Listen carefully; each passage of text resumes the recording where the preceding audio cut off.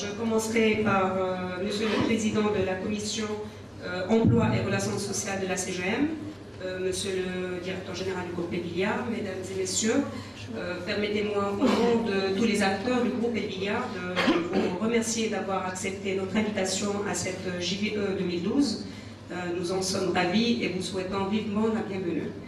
Donc, je parlerai brièvement de cette journée. C'est une journée des voies d'excellence. C'est un forum qui est dédié à l'enseignement, à l'orientation des futurs bacheliers du public et du privé. Donc, l'objectif, il y a plusieurs objectifs. L'événement, il est d'une grande importance, vu les chiffres qu'il couvre. On attend plus de 2000 visiteurs pour la journée.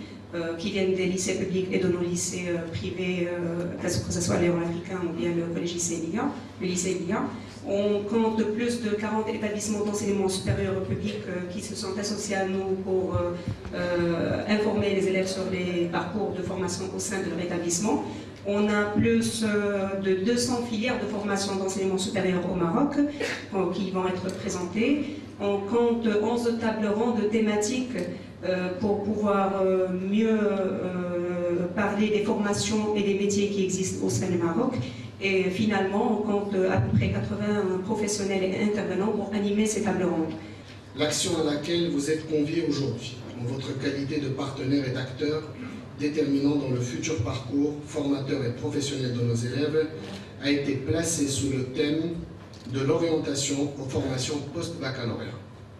Cette journée est en fait une étape qui s'inscrit dans la continuité d'un intérêt majeur que nous avons toujours accordé à la problématique de l'orientation et qui figure en bonne place comme axe prioritaire dans tous les projets d'établissement de nos écoles. Car à notre sens, toute formation d'excellence doit veiller au développement des moyens nécessaires pour permettre aux élèves et à leurs familles de faire de bons choix en connaissance de cause et d'adapter au préalable le profil du demandeur aux attentes et aux exigences de la filière ou du métier envisagé. Or, si le besoin d'orientation a toujours figuré en première place dans les décisions de nos conseils de classe et de nos conseils d'enseignement, il se fait aujourd'hui de plus en plus fortement sentir. Un tel besoin devient insistant et s'explique par les réformes successives qui ont accompagné la diversification et l'évolution des options et des filières dans le système d'enseignement qui est le nôtre, mais aussi par les turbulences économiques marquées et les troubles dans les emplois et dans le monde de l'entreprise. Le choix d'une filière se compliquant davantage, la responsabilité des établissements, des professeurs et de chaque éducateur ou enseignant est aujourd'hui plus grande au regard de l'orientation des élèves et celle des professeurs également. Avant de vous parler du marché du travail, j'ai d'abord envie de vous donner un peu quelques idées sur ce qui est en train de devenir le monde du travail. Et pour ce faire, je voudrais vous faire un peu voyager dans l'histoire et vous expliquer un peu quelles sont les tendances d'aujourd'hui et qui sont liées à notre histoire. L'homme a transformé la matière et nous avons tous connu, enfin nos ancêtres, ont connu ce qu'on appelle l'âge de pierre, l'âge de bronze et l'âge de fer. De tout cela, on a construit une société avec, je dirais, des ères complètement différentes et particulièrement, nous avons connu l'ère industrielle, l'ère spatiale et l'ère de l'information. Il se passe aujourd'hui des choses, des transformations fondamentales. C'est qu'à l'heure où je vous parle, nous rentrons dans une nouvelle ère, ce qu'on appelle le Human Age, l'ère du capital humain. L'ère du capital humain, c'est une ère où le talentisme remplace le capitalisme. Je m'explique. Jusqu'à maintenant, pour créer un business, développer une industrie, il faut absolument du capital. Effectivement, du capital numéraire, il faut un outil de production, etc. Mais ce qui est sûr aujourd'hui, c'est qu'une belle usine, une belle entreprise, sans hommes et sans femmes à l'intérieur, ça ne sert à rien. Et ça ne produit rien.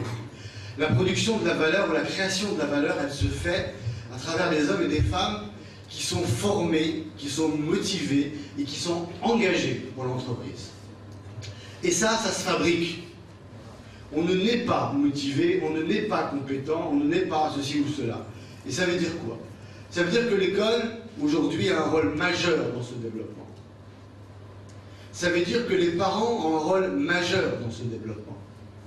Ça veut dire que le politique a un rôle majeur dans cette affaire. Et je vous dis ça avec d'autant plus d'importance que les entreprises aujourd'hui connaissent des mutations qu'elles ne maîtrisent de moins en moins. Parce que, eu égard à la mondialisation, comme vous le savez, vous avez peut-être lu ou entendu des choses, l'économie aujourd'hui ne se décide pas à Casablanca, mais elle peut se décider à Taïwan, à New York, à Berlin, à Paris, ou même à Taza. Mais que cette entreprise doit faire face à tous ces enjeux, à toutes ces mutations-là. Et quelles sont les mutations qui s'adressent à l'entreprise aujourd'hui et qui doivent vous concerner les uns et les autres? Je dis vous d'abord, qui êtes en train de préparer votre bac, Inch'Allah, mais aussi qui doivent interroger vos parents. Et je vais insister beaucoup sur les parents ce matin, parce que tout à l'heure, quand je vous parlerai un petit peu des métiers ou des carrières, parce que souvent les parents ne sont omnibulés que par ça. Qu'est-ce que tu vas faire?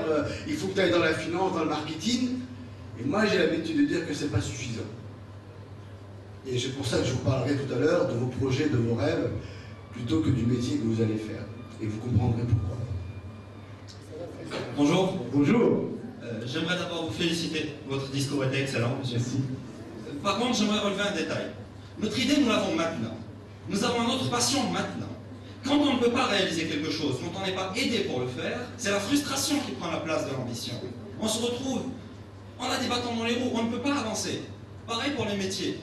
Vous dites, vous parlez de talent. Bon, nous n'avons toujours pas de diplôme, mais nous avons, enfin, si j'ose dire, des talents qu'on peut améliorer dans un contexte de travail. Mais par contre, on ne trouvera jamais de travail à notre âge.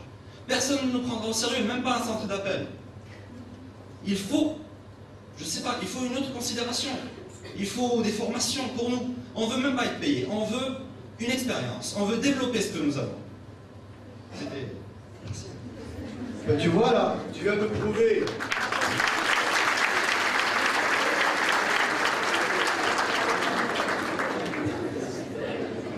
Tu viens de prouver à 400 personnes que justement tu étais quelqu'un de...